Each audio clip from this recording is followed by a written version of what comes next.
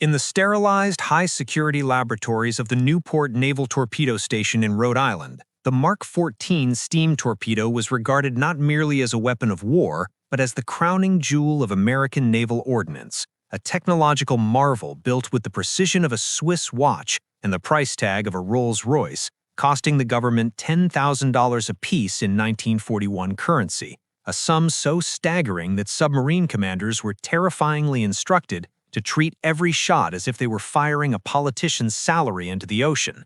The soul of this underwater missile was the Mark 6 exploder, a top-secret device protected by security protocols so draconian that even the captains who carried them were forbidden from inspecting the mechanism or understanding its true operation, for the Bureau of Ordnance, or BUORD, had promised them a weapon of almost magical lethality that utilized a magnetic influence sensor to detect the steel hull of an enemy ship and detonate the warhead directly beneath the keel, breaking the vessel's back with a single expanding bubble of gas without ever needing to score a direct hit.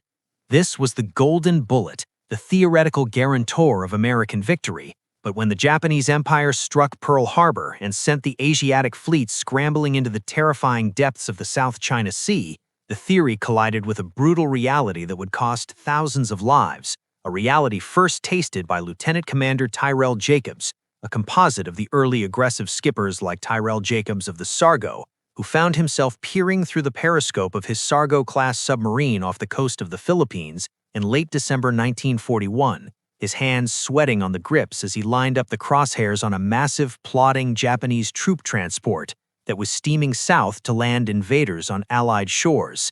The setup was textbook perfect, the kind of firing solution that was taught at the submarine school in New London, with the target moving at a steady 10 knots, broadside to the submarine at a range of less than 1,000 yards, a distance so close that a miss was mathematically impossible according to the torpedo data computer, a sophisticated analog brain that whirred and clicked in the corner of the conning tower. Jacobs, suppressing the adrenaline that hammered in his chest, gave the order to fire, and the submarine shuddered as 4 Mark 14s were expelled from the forward tubes by blasts of compressed air, their steam turbines screaming to life as they raced toward the enemy at 46 knots, leaving visible white wakes that looked like fingers of death reaching for the Japanese hull. Inside the conning tower, the executive officer held a stopwatch, counting down the seconds to impact based on the speed and range, the crew bracing themselves for the earth-shattering concussions that would signal the destruction of the enemy. But as the second hand swept past the calculated moment of impact, there was no explosion, no breaking of the keel, and no column of water. There was only a sickening, hollow silence that stretched into an eternity. Jacobs watched in disbelief through the periscope as the white wakes of his expensive torpedoes passed directly under the Japanese ship and continued out into the open ocean, failing to detonate, failing to sense the magnetic field, failing to do anything but alert the enemy destroyers to his presence. On a subsequent attack run days later, he fired again, and this time he heard a muffled thud, a premature detonation, as the magnetic exploder, sensitive to the Earth's own magnetic field variation near the equator, triggered the warhead 500 yards before it reached the target, sending a harmless geyser of water into the air that served only as a marker for the Japanese depth charges that soon began to rain down on his boat. The frustration on the boat was physical, a poisonous mix of fear and rage, for the crew realized they were risking their lives to deliver duds. But the true insult arrived when Jacobs returned to base and filed his action report, detailing the erratic behavior, the deep running, and the premature explosions of the wonder weapon.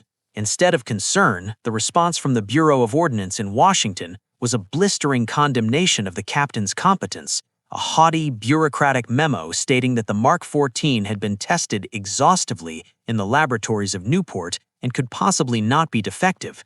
Therefore, the failure must lie with the men firing it, accusing the most elite sailors in the Navy of being unable to calculate a simple firing solution.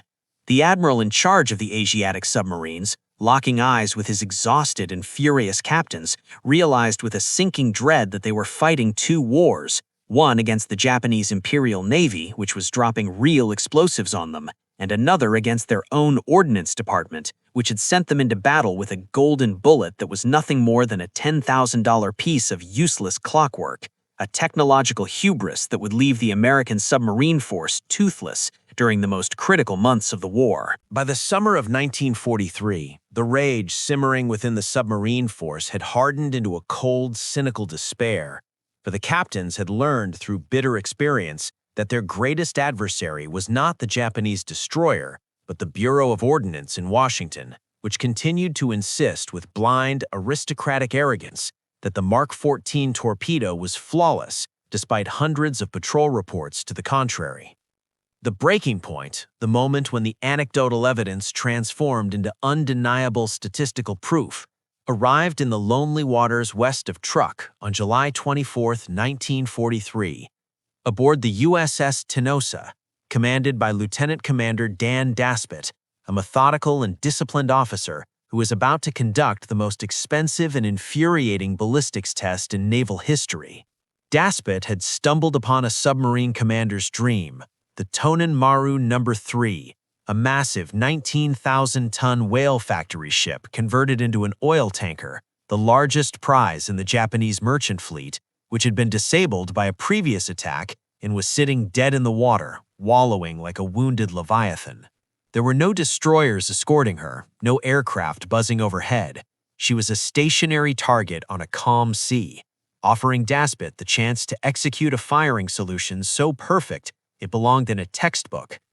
After firing 2 initial torpedoes to disable the ship's engines completely, Daspit maneuvered the Tinosa into a position of absolute geometric perfection, bringing the submarine to a halt just 875 yards off the tanker's beam, exactly perpendicular to the hull, to ensure a 90-degree impact angle, eliminating any possibility of a glancing blow or a deflection. The stage was set for an execution, and Daspit ordered the torpedoes fired one at a time, allowing the crew to track each fish and observe the result with the scientific detachment of a laboratory experiment. The first torpedo hissed out of the tube, its wake drawing a straight white line to the massive black wall of the tanker's hull, and the crew in the conning tower braced for the explosion. But there was none. Instead, there was a dull metallic clank, a sound like a sledgehammer hitting an empty oil drum, audible even through the Tinosa's pressure hull, followed by silence. Daspit, assuming a rogue dud, fired again. Another wake, another perfect run, another clank. The scene inside the submarine descended into a surreal nightmare, as Daspit, his face tightening with a mixture of disbelief and fury, ordered the tubes reloaded and fired again and again and again. He fired at the bow, he fired at the stern, he fired at the midships, pouring the entirety of the submarine's arsenal into a sitting target that refused to die. In total, Daspit fired 15 Mark 14 torpedoes at the Tonin Maru No. 3, a barrage that cost the U.S. Navy $150,000 and should have reduced the tanker to splinters. The result was 13 confirmed hits that failed to detonate, 13 distinct thuds of steel impacting steel, and 2 torpedoes that exploded but caused only superficial damage. It was a statistical impossibility under the laws of probability, unless the weapon itself was fundamentally broken. Daspit, watching the Japanese crew on the deck of the tanker scrambling in confusion at the Americans throwing metal logs at them, realized with a sickening clarity that the perfect 90-degree angle he had so carefully arranged was actually the problem. The contact exploder on the nose of the torpedo was crushing itself upon impact before the firing pin could trigger the fulminate, jamming the mechanism rather than detonating it. He had hit the target too square, too perfectly, and the weapon had failed because it was too fragile for the violence of its own impact. With 1 torpedo remaining in the stern tubes, Daspit made the command decision to cease fire, not out of mercy, but out of a need for evidence. He would not fire the last fish. He would bring it back to Pearl Harbor like a smoking gun, a tangible piece of metal to shove onto the desk of the Admiral, to prove once and for all that the men of the Silent Service were not incompetent liars, but were being sent to war with a weapon that was effectively a dummy.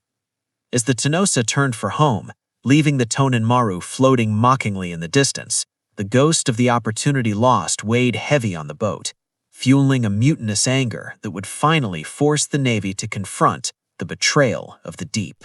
The war for the soul of the American submarine force was not fought solely in the combat zones of the Pacific, but in the sweltering, fly-blown harbor of Frenchman Bay in Western Australia, and later on the concrete cliffs of Pearl Harbor, where Rear Admiral Charles "Uncle Charlie" Lockwood, the commander of Submarine's Pacific Fleet, decided to declare open rebellion against the bureaucratic aristocracy of the Bureau of Ordnance. Lockwood was a commander who regarded his submarine crews with a paternal fierceness, greeting them at the pier with crates of cold beer and fresh fruit, and the mounting casualty lists combined with the reports of dud torpedoes filled him with a cold, simmering rage that could no longer be placated by the polite typed memos from Washington insisting that the Mark 14 was functioning perfectly. Following the initial failures in 1942, where captains reported torpedoes passing harmlessly under targets, Buward had smugly suggested that the submarine commanders were simply inept at estimating range, an insult that drove Lockwood to conduct an experiment of undeniable empirical simplicity that would shatter the theoretical arrogance of the engineers. He ordered the submarine USS Skipjack to Frenchman Bay and purchased hundreds of yards of heady-gauge fishing nets, which he draped across the channel like an underwater tennis net, creating a soft, permeable barrier that would catch the truth without destroying the evidence. He then ordered the Skipjack to fire war-shot torpedoes, minus the explosives, but equipped with calcium chloride heads to leave a smoke trail, directly through the nets at various range settings. The result was a piece of physical evidence that could not be debated away. The holes in the nets were consistently 11 feet lower than the depth set on the torpedo's dial, proving that the Mark 14 ran deep, dangerously deep, passing beneath the keels of the destroyers and cruisers it was meant to kill. When Lockwood sent this irrefutable data to Washington, expecting an apology and a fix, the Bureau of Ordnance disputed the calibration of the nets, claiming the test was unscientific, a response that solidified Lockwood's conviction that he was dealing with men who preferred to lose a war rather than admit a mistake. But the deep running issue was only the first layer of the rot. The return of the USS Tinosa in the summer of 1943, with its logbook detailing 15 shots and 0 detonations against a sitting duck, revealed a second, more terrifying flaw: the contact exploder itself. Lockwood, now operating out of Pearl Harbor, looked at the Tinosa's last torpedo, the one Daspit had brought home, and realized that the perfect 90-degree hits were actually the problem. To prove this, he enlisted the help of Commander Swede Mommsen, a maverick engineer and diving legend, to oversee a series of tests that would replicate the violence of impact. They couldn't fire torpedoes at a real ship, so they decided to bring the impact to the torpedo. On a cliff overlooking the submarine base, they constructed a 90-foot tower and hoisted a Mark 14 warhead filled with concrete to simulate the weight of explosives, positioning it over a massive steel plate armor taken from a scrap pile. The premise was simple Newtonian physics. Dropping the warhead from a height of 90 feet would generate the same kinetic energy as a torpedo striking a ship's hull at 46 knots. As the first warhead plummeted and struck the steel plate with a deafening clang, the observers rushed forward to check the result, finding exactly what Daspit had experienced. The warhead had crushed, the nose was deformed, but the firing pin had not triggered. It was a dud. They repeated the drop, again and again, adjusting the angle, and discovered the fatal paradox of the Mark 14's design. The firing pin mechanism was housed in a heavy block designed to be robust, but the laws of inertia dictated that upon a perfect 90-degree impact, the friction generated by the crushing of the nose cone was so immense that it clamped the heavy firing pin guides shut before the pin could move. The torpedo was essentially jamming itself because it hit too hard. When they dropped the warhead at a glancing, oblique angle, a bad shot, the friction was less and the pin fired. This was the smoking gun. The Bureau of Ordnance had designed a weapon that punished accuracy and rewarded sloppiness. Lockwood stood over the twisted metal on the concrete slab, the physical proof of the betrayal lying at his feet. The golden bullet was a fraud, a weapon that ran too deep, exploded too early with its magnetic influence, and jammed when it actually hit the target. The admiral realized that for nearly 2 years, he had been sending his boys into the lion's den with wooden swords, and the blood of every lost submarine was on the hands of the men who had refused to test their own invention. There would be no more memos to Washington asking for permission. Lockwood decided then and there that the Pacific Fleet would fix the weapon themselves, using the resources of their own machine shops and the ingenuity of their own sailors, effectively mutinying against the established logistical order to forge a weapon that actually worked. The net had caught the lie, and the drop test had crushed the excuse. Now, the only thing left was to rebuild the arsenal before the Japanese could capitalize on the reprieve they had been gifted by American incompetence. The autumn of 1943 at the Pearl Harbor submarine base was defined not by the pomp of parades, but by the grit of an industrial insurgency, as the Submarine Force Pacific Fleet, under the orders of Admiral Lockwood, effectively seceded from the technical oversight of the Bureau of Ordnance to conduct the greatest do-it-yourself weapons modification program in the history of the United States Navy. The first phase of this rebellion was administrative but absolute. Lockwood issued a fleet-wide directive ordering the deactivation of the Mark VI magnetic exploder, the highly classified secret sauce that Washington had spent millions developing. The order was simple and brutal. Torpedo men were instructed to open the access handhole on the warhead and physically disconnect the magnetic influence mechanism, rendering the $10,000 electronic brain inert and transforming the Mark XIV into a simple, dumb contact weapon. This was heresy to the engineers in Newport, who still believed in the theoretical perfection of the magnetic field detonator.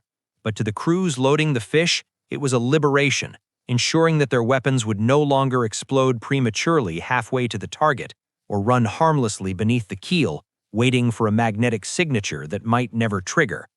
However, the deactivation of the magnetic exploder left the fleet relying entirely on the contact exploder, the very mechanism that the drop tests had proven was prone to jamming on perfect 90-degree hits. The solution to this mechanical failure did not come from a laboratory with white-coated scientists, but from the grease-stained floor of the submarine base machine shop, where Commander Swede Mommsen and his team of master machinists stared at the disassembled firing pins of the Mark VI mechanism. The problem was Newtonian. The firing pin block was too heavy, and the guides holding it were too tight. When the torpedo hit a ship's hull at 46 knots, the massive deceleration force caused the heavy firing pin to lag behind due to inertia, while the guides were crushed inward by the impact, pinching the pin and freezing it in place before it could strike the fulminate cap. To fix it, they needed to reduce the weight of the firing pin and the friction of the guides, effectively lightening the trigger pull of a 2-ton missile. The machine shop became a hive of frantic, subversive activity. The machinists realized that the standard steel pins were the culprit. They were simply too massive. They needed a material that was strong enough to hold the spring tension, but light enough to fly forward instantly upon impact, outpacing the crushing forces of the collision. Aluminum was the answer, but in the resource-starved Pacific of 1943, aviation-grade aluminum rod stock was a precious commodity reserved for the repair of aircraft, not available for unauthorized experiments on torpedoes. In a twist of irony that would have delighted a Greek tragedian, the solution lay in the wreckage of the enemy itself. The machinists turned their eyes to the boneyard at Ford Island, where the twisted carcasses of Japanese A6M0s and VAL dive bombers, shot down during the attack on Pearl Harbor or subsequent raids, lay rusting in the sun. The propellers of these enemy aircraft were forged from a high-grade, lightweight aluminum alloy that was perfect for the task. The order went out, and the scavengers descended on the scrap heaps, cutting sections from the enemy's wings and props, bringing the metal back to the submarine base, where it was melted down and cast into rods.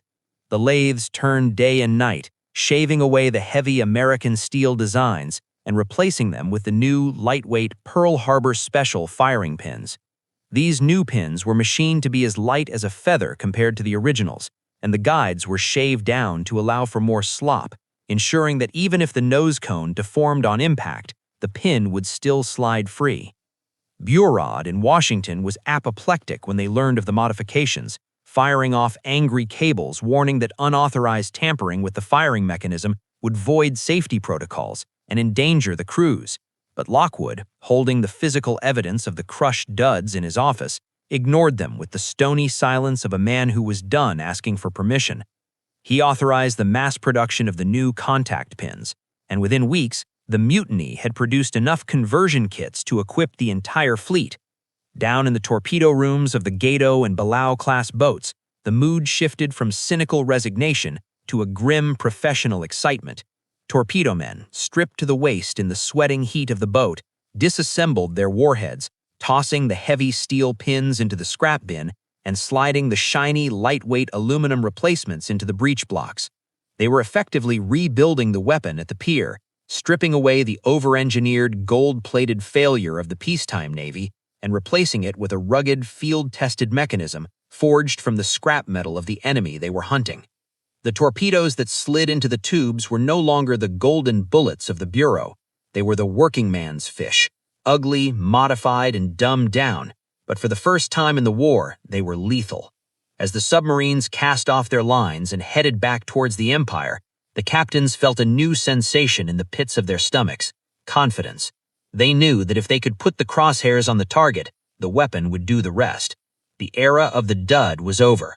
The mechanics had fixed what the scientists couldn't, and the Japanese merchant fleet that had enjoyed a miraculous reprieve for 2 years due to American incompetence was about to face a correction of terrifying violence. By the dawn of 1944, the Pacific Ocean had transformed from a vast, frustrating hunting ground into a slaughterhouse of unprecedented efficiency as the United States Submarine Force, armed finally with a weapon that honored their courage with functionality, unleashed the silent revenge upon the logistical arteries of the Japanese Empire. The change was not gradual. It was a sudden, violent spike in the graph of destruction that baffled the Japanese naval command, who watched helplessly as their convoy losses skyrocketed from manageable attrition to catastrophic hemorrhage in the span of a few months. We returned to the cramped, red-lit conning tower of a Belau-class submarine prowling the Luzon Strait, commanded by a veteran skipper who still carried the psychological scars of the dud years, a man who had watched perfect shots turn into hollow clanks for 20 months. Tonight, however, the geometry of the engagement was different. He was tracking convoy HI-81, a vital stream of tankers carrying the lifeblood of the Empire, oil from the East Indies, back to the desperate refineries of the home islands. The setup was familiar: the radar plot, the approach at surface trim to maximize speed, the frantic calculations of the torpedo data computer. But when the order to shoot was given, and the new, modified Mark 14 torpedoes hissed out of the tubes, the result was a vindication that shook the ocean floor. The first torpedo, equipped with the scavenged aluminum firing pin and the disabled magnetic exploder, struck the 10,000-ton tanker amidships. There was no premature detonation, no deep run, and no dud. There was a blinding, jagged flash of orange light that illuminated the horizon like a false sunrise, followed seconds later by a concussion so violent it knocked bottles off the shelves in the submarine's wardroom. The warhead detonated exactly where it was designed to, tearing a 50-foot hole in the tanker's hull, igniting the crude oil cargo instantly. The skipper, glued to the periscope, didn't see a ship sailing away unscathed. He saw a pillar of fire climbing thousands of feet into the night sky, the enemy vessel breaking in two as its spine snapped under the physics of a properly functioning explosive. It was a scene repeated across the Pacific, from the Yellow Sea to the coast of Bungo, Sweeto. The workingman's fish was doing its job with a grim reliability, achieving a hit-to-sink ratio that terrified the Japanese merchant marine. The psychological impact on the enemy was total. Japanese sailors who had previously joked about the thumping American torpedoes now refused to sail, knowing that a periscope feather in the water meant certain death. The blockade tightened around Japan like an iron noose. In 1944 alone, American submarines, operating with the fixed torpedoes, sank over 600 Japanese ships, totaling nearly 2.5 million tons, more than triple the tonnage of the previous years combined. The strategic consequences were apocalyptic for the Empire. In Tokyo, the lights began to flicker and dim as power plants ran out of coal. In the shipyards of Kure and Nagasaki, battleships and aircraft carriers sat rusting at the docks, unfinished and immobile because there was no steel to build them and, more critically, no fuel to move them. The silent service was effectively starving the war machine to death. The scarcity of raw materials became so acute that the Japanese government began melting down temple bells in pots to make bullets, a direct result of the submarine blockade that had severed the shipping lanes. The triumph, however, was laced with a bitter, melancholic fury for the men of the submarine force. As they returned to Pearl Harbor or Midway, their con towers painted with rows of Japanese flags denoting kills, the celebration was always tempered by the ghosts of the boats that hadn't come back: the gudgeon, the grayback, the tang, crews that might have survived if they hadn't been forced to fight with defective weapons for 2 years. Admiral Lockwood, standing on the pier to welcome the returning boats, knew that the victory had been bought at an exorbitant price. The scandal of the Mark 14 was not just a story of engineering failure, it was a tragedy of bureaucratic hubris that had prolonged the war and cost thousands of American lives. The golden bullet had eventually worked, only because the men in the field had rebelled against the men in the lab, taking the hammer and wrench to the problem themselves. As the war ended and the U.S. fleet sailed into Tokyo Bay, passing the wrecks of the Japanese Navy that had been immobilized by the lack of fuel, the submarine force could look at the devastation and know that they had been the true architects of Japan's collapse.